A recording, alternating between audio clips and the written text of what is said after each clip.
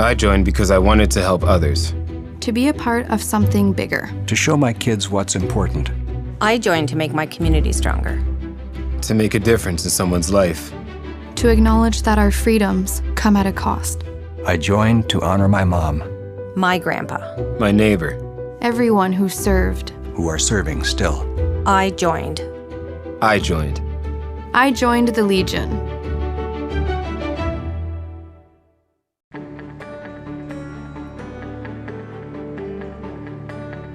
Focused on quality and convenience, there isn't much you won't find at Marie's Mini Mart. Home-style breads, sandwiches, plus a variety of artisan breads and delicious single-serve desserts available exclusively at our Frecker Drive location. Marie's Mini Mart, with 25 locations wherever you go, there we are.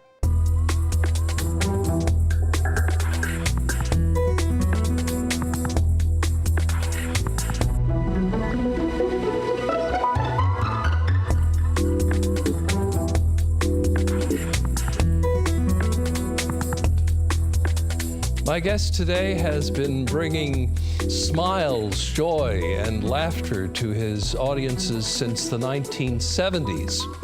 He is a clown, but in the best sense of the word, a practitioner of the ancient art of clowning, a proponent of the circus arts, founder of Wonderbolt Productions, and the driving force of talent behind its shows and workshops. He is Beni Malone, and it's my pleasure to welcome you to the program, Beni. It's great to be here, Karl. Now, is it true that your first name is actually Shane? This is when I got this list, Karl, I thought, you've done your research.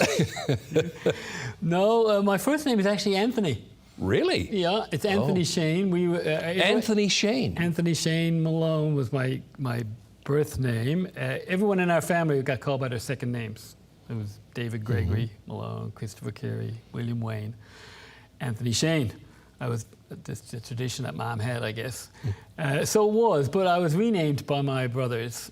They picked the name Beni out of a hat, or?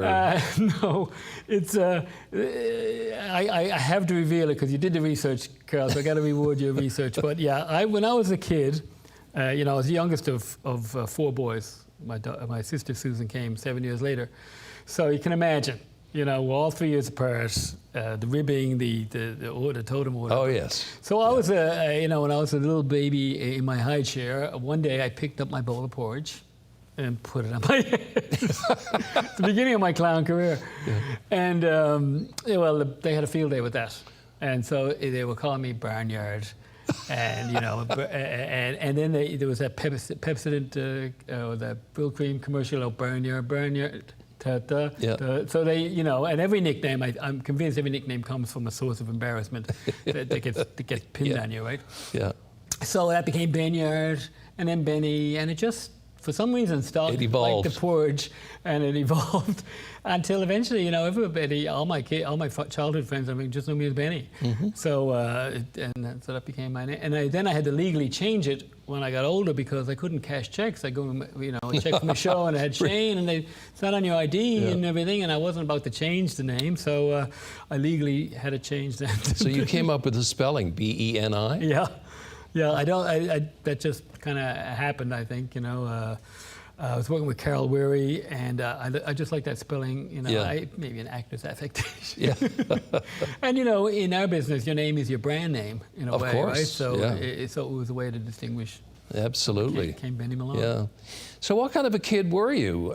You've kind of given us a hint, but were you the typical rambunctious, I think so. Excited kid? Again, three older brothers who were all pretty wild in their own right, all kind of, to me, legends in my own, all three of them.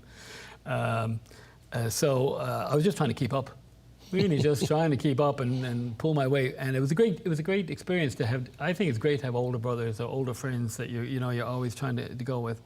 So I was pretty wild, but I wasn't the class clown or anything. But people might disagree with that. But I was pretty rambunctious, yeah. Now, in the 1970s, you joined Dudley Cox's Newfoundland Traveling Theatre Company. Yeah.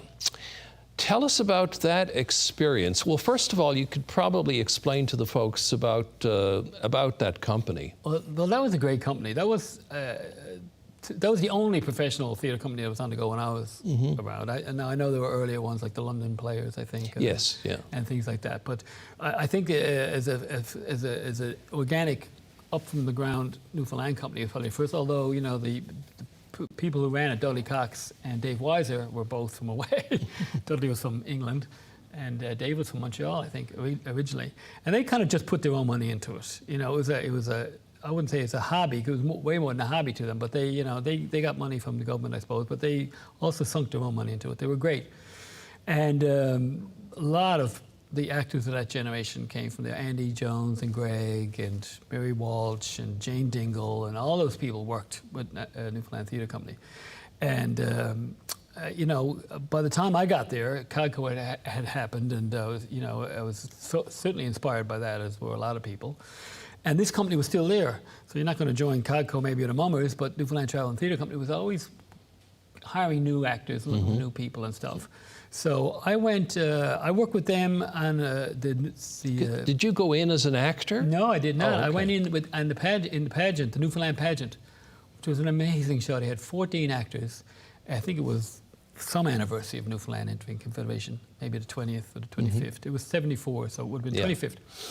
And I went in as just a roadie, a tech, because they traveled on in a school bus, and they had a big stage that they had to build, and they had all these tie-dyed batiks that they used to light from behind, and they go in and they transform every gym they went into, and about 10 actors and 5 technicians. But a lot of work. I mean, it was all the lumber was on top of this big bus, and we drove in the bus. So we had to put the stage together each place. It was grueling, really grueling, but it was really fun too. And it was, it was the early 70s, so it was just a hippie experience, completely hippie extravaganza. Sleeping in the bus, going to rock concerts in Corner Brook, and then it was a great experience. But I got the bug then completely, and so that fall, Dudley did a repertoire theatre out of the basement theatre, and he needed actors for that, 5 different shows in 2 months or something. So I did that, and that was it. Then we did a Christmas pantomime and some more shows, and we actually went to Montreal and did a show about Beaumont Hamel. And again, there was a huge cast, about 10 people. But when the show was over, Dudley said he's going to disband the company or cut it down to maybe 2 or 3 actors. And so we were on our own, basically.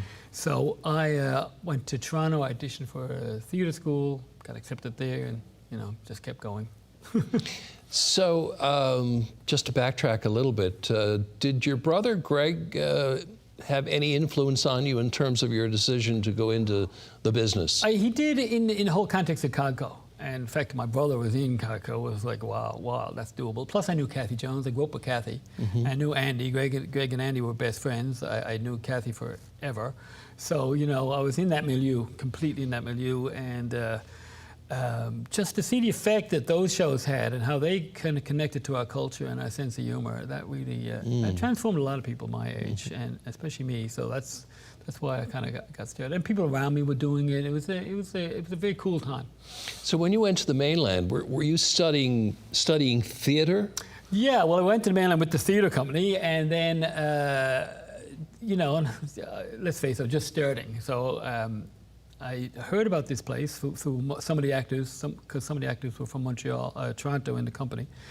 So I went down and auditioned and got accepted. There's 3 schools of art. It was on Brunswick and Bloor. In the, I can't remember the name of the theatre now, I can't remember, Brunswick Theatre. And the theatre company worked out of there.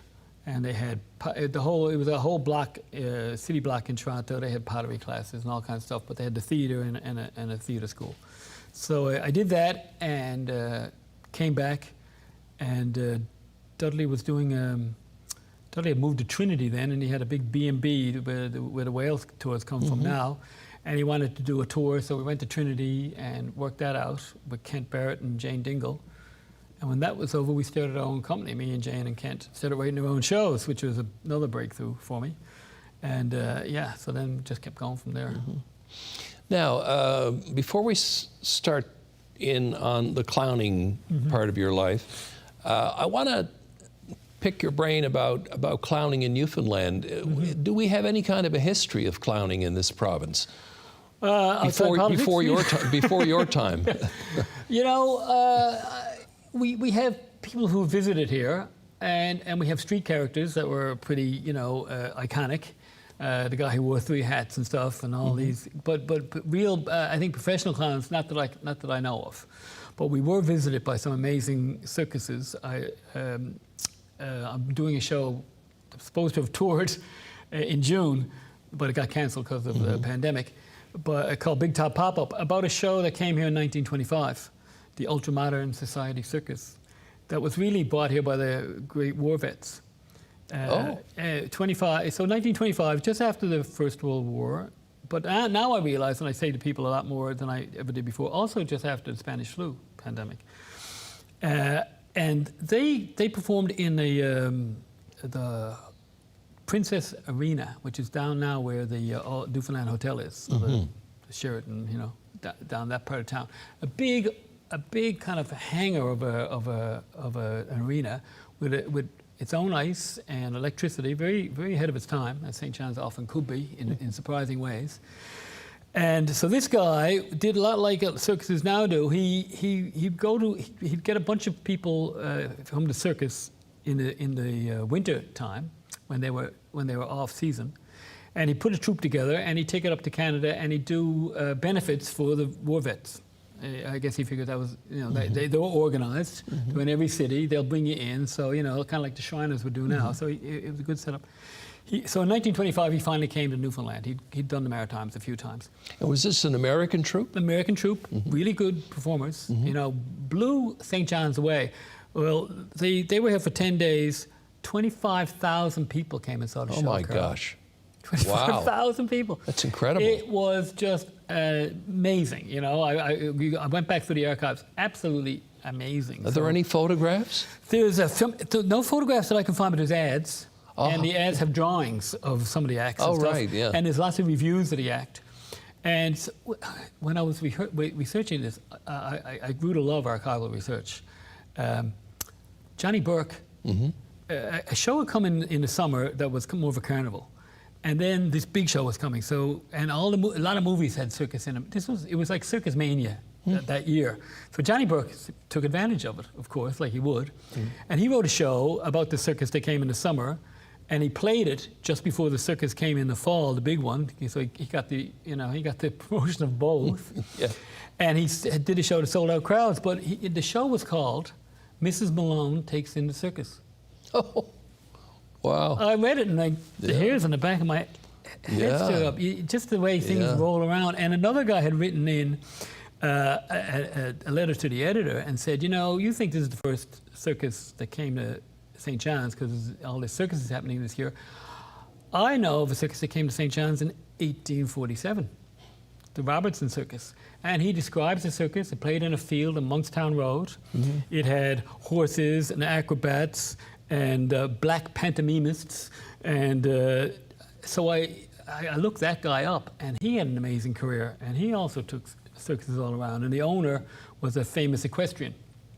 So I can just imagine that parading through the streets of St. John's in the late 1840s. Yeah, amazing. So you know, we were the end of the line, but people did come here, and people were interested in getting here, and I saw circuses in the 50s and 60s that came here in tents and stuff. Yeah. So So did I. Yeah. yeah, but you know, I get it, because it's hard to have a circus troupe. Even now in 2020, I still have to bring in a lot of my performers and stuff, right? We use all Newfoundland musicians because we got great musicians, and we use what performers we can here, and who we've trained and who've come up their own way. But we always have to have a full circus. We still have to bring in people because it's you know, it takes a lot to have enough skill to do a circus act, professional circus act.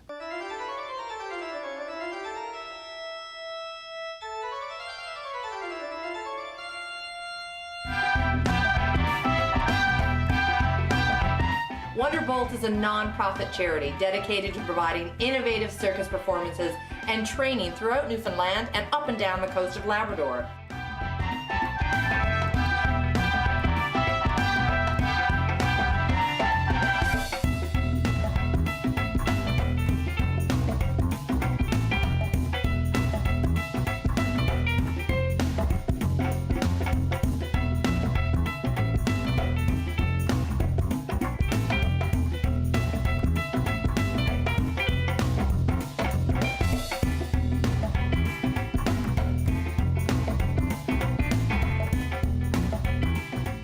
So for you, when did the light bulb go off and you said, I think I want to get into circus arts? On that tour I did with Newfoundland Traveling Theatre Company, like I said, it was 10, 12 actors. One guy had this book about juggling and taught himself how to juggle. And as soon as he did that, we're all reading the book and we're all juggling, and, you know, balls going into people's coffee cups and stuff. And so that really, that set the wheels in motion, I think. You know, I was always physical, and I love costumes and color and visual things and art. So this put it all together for me, and I really felt like this is for me. So I started. The Mummers did a. They shoot seals, don't they? I think was the name of the show. And I think I could stand corrected on that, but they decided to do the Seal Hunt as a big media circus. You know, emphasis on the circus. Makes sense. So they brought in two clowns, pretty well-known clowns, to do workshops, and they opened the workshops to everybody, not just the cast members. So I took it with a bunch of other people.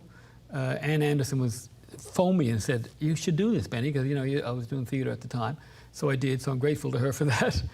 And Carol Wary did it too, who was married to Dan Wary, his first wife, I guess. And it was great. It was really, really great. We did mask work and all this kind of stuff, and I could already juggle. And me and Carol got along really well, so we formed a little company called Clownburst, and we started doing clown shows around, and you know, making up little skits and stuff.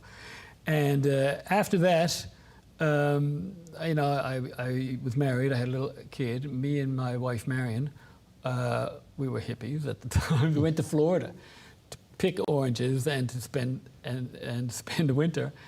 And while I was down there, I auditioned for Ringling Brothers Branham and Bailey Clown College, which was in Sarasota. And came back, and 4 or 5 months later, I get the phone call. "You've been accepted. Come down." Blew me away. I mean, they audition thousands of people everywhere they go around North America. I just did it because I was there, and it was a chance to do it. You know. Sure. Yeah.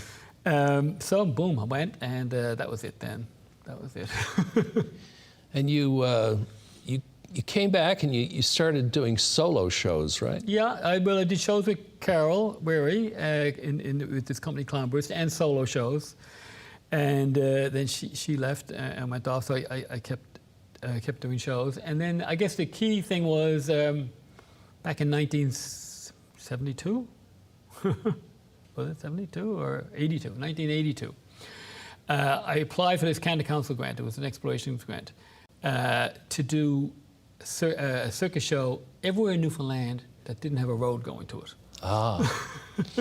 Yeah, I'm glad you mentioned that, because I wanted to talk to you while we have time about the trip you did on the ocean, or on the Northern Ranger. Yeah. The coastal boat, right? Yeah. Yeah. You went up the coast of Labrador and performed with your troupe. Yeah. I think Pete Soucy was one of the people. Pete Soucy and George Morgan. Yeah. Yeah. And you performed in all these communities on the coast of Labrador. Yeah. That was amazing. That was probably my favorite tour of all time, really. The one we did, the first one we did all around Newfoundland, me, Kathy Ferry and Marion, and my daughter actually came with me. That was great. But this one, we had gotten money for the another celebration of Newfoundland's entry of the founding, you know, the discovery year. So they did a year of the arts that year. Okay. So we formed a troupe, the Wonderbolt Circus. That's when the Wonderbolt Circus. 1997. Yeah. That's when we kind of formed Wonderbolt. Yeah. And I got Pete and George and a 10-year-old wonder kid, Matthew, and Christy Gillies. Malcolm, I can't remember his last name right now. Malcolm Graham and Christy Gillies. Malcolm was only like 11 years old, but he could do all these tricks, right? So we formed a company, and we did the show that year. It worked out great. So we did it. So we booked it up the coast of Labrador the following year. Oh my God, Carl, it was incredible. We had to all these little communities. We did shows at 3 o'clock in the morning in Nain, because the ferry came in, and it came in at 11 and left at 5 in the morning. 300 people came out to the show at 1 o'clock in the morning. We did shows in Davis Inlet. We did shows where the lights went out. People had to bring in flashlights to light us up. We did shows on the wharf.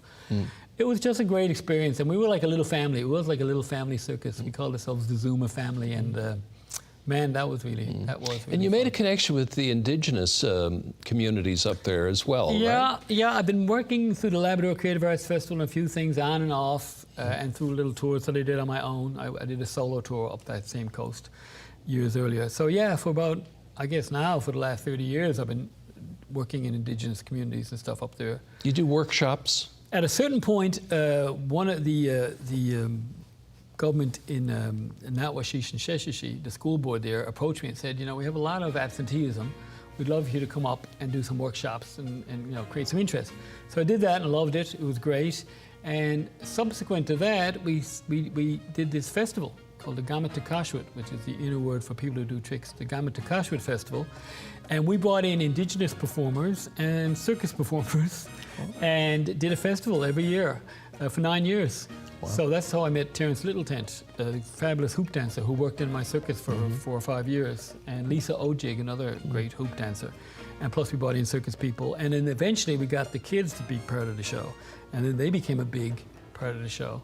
And now I'm working in Nunathiavut, in the Inuit communities along the coast, doing outreach. And in fact, we got this great program now where 2 kids that we worked with a few years ago in Makovic, they subsequently moved to Happy Valley, and they just graduated from high school. We sent them up some circus gear, and now they're doing videos, and they're coming to our circus festival later this month. And they're going to become part of this whole national network of kind of circus outreach companies. So it's really great. So do you teach them the stuff that you do, like the stilt walking, the juggling, unicycle, all that? Well, and I do this with Ruth Lawrence and Susan Jarvis. But we've gone up for a lot of times now, so we kind of got it down. And it's, you know, you got to know Labrador to work it. First couple of times you go up, people don't hardly even notice you because so many people come and go there. But after you get there, after you stay there long enough, you know, you make connections. So yeah, we go up and we use the phys ed classes, and we teach juggling, scarf juggling, stilts, Diablo, unicycle, everything, you know, and then we come back for another week, about a month or 2 later, and we use those skills and we do a show for the community at the end. And in Rigolet, where we've been a few times, we did this great show based on Inuit legends and stuff, and that worked out really, really good. We did a documentary about it after, you get it on CBC Gem, called Circus by Comatique. Oh, great. Yeah, it's kind of fun.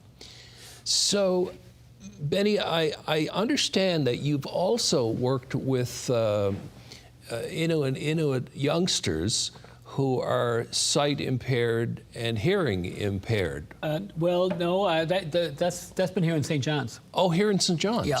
Okay. I even brought over this Finnish guy because my daughter had done this circus in Finland, and I met this guy there, and he had done workshops with sight impaired and stuff. And I thought, wow, that's amazing. That's absolutely amazing. So then I started doing it myself, and then I brought him over to do workshops with me. Yeah, that was great. So do you have to apply different teaching techniques when you're working with? The first thing we did was really met with the people from CNIB and stuff, right, and find out what they do, and got a lot of information from them. And there's so many, you know, you have to explain. You can't say just go to your right or go, you know, do this or do that. You have to say move to your right, move to your left. Different, you know, the lighting is really important, so you're well lit. There's so many things that you have to do. So you have to really listen a lot first and learn a whole other set of skills yourself, and then try to teach your circus skills with the sight impaired teaching skills that you've learned. You know what I mean? And then learn a whole bunch of new things at the same time. But yeah, they were really great. Hoping to do more of that in the future. And we did shows for the schools for the deaf and stuff too. And I remember when we were in Davis Inlet, and I was doing this show, a solo show. And as the show was going on, I was thinking, gee whiz, you know, this reminds me of another show I've done. And I realized after it was the show I'd done for School for the Deaf, because English wasn't these kids' first language, and they were listening in a different way, or why they were watching the physicality of it more. They were, you know, it's very subtle but real. They're on every move you make instead of just waiting to hear you explain yourself. So yeah, lots of different ways of using your senses. And circus is great, skills are great because there's teamwork involved, but there's lots of individual stuff. There's lots of individual motor skills. So someone might be great at something, but not good at something else and have to learn from something. I mean, we had kids who were really overweight and kind of lethargic, but when we did plate spinning, well, I remember one or two of them got the plate spinning down really quickly. And man, you had the high school captain of the hockey team coming over to them to learn how to do the plate. And it really broke down stereotypes and barriers for people a lot. And same with the aerial stuff. I mean, a little tiny kid might be able to climb to the top, and the big hulking guy might only get 2 or 3 feet. So it shifted everything on its end. You know, it was very gender inclusive. Girls could do some things better than the boys. You know. Some things you had to team up with, but if you weren't a team player, you could go and work on your own in a corner. So it was great like that. I think the schools really valued that kind of different approach. Well, congratulations on that. That's very valuable work that you've been doing there. And it's informed me so much, and my work so much. I mean, if you really do it right, you get as much out as you put in, or more, probably. You know. Yeah. Just, I want to give a plug to, you mentioned your wife, Marion Frances White, who's a poet, a filmmaker, author. She's also quite involved with Wonderbolt as well, isn't she? She's the administrator for Wonderbolt, and you know, she's kept it going, you know. Truth be known, and most people do know, really. Oh yeah, he's the clown, but how to keep that? She handles the books. She handles the books, and we have a great team now. We have a really great team of about 7 people that work with Wonderbolt that are all fantastic. Diana Daly, who does the festival and projects, and Ian Campbell, Brad Gover. I'm not going to leave anyone out here now. Connie Foley, who does the books. Me, Marion, and Harry, of course, my daughter. And if people want to find out more about Wonderbolt Productions, they can go to your website, I guess. Our website and Facebook page, and follow the festival that we do. Excellent. Beni, it's been great chatting with you. Thanks so much for being on. And that's it for this edition of Karl Wells Point to Point. Please join us again next time.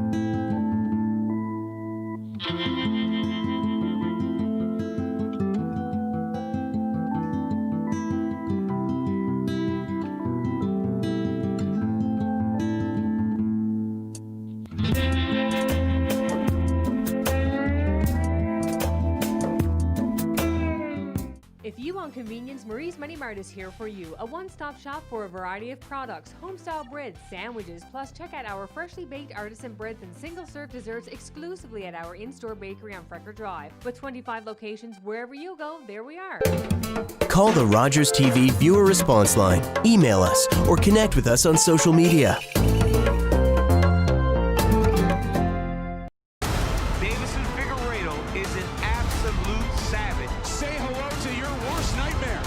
There and take second place. I'm going to come in guns blazing and knock him out. Alex Perez on fire! Valentina Shevchenko, the gold standard in the women's flyweight division. She's just that good. Oh, there's a tap, Jennifer Maia! Another outstanding showcase for the UFC's flyweight division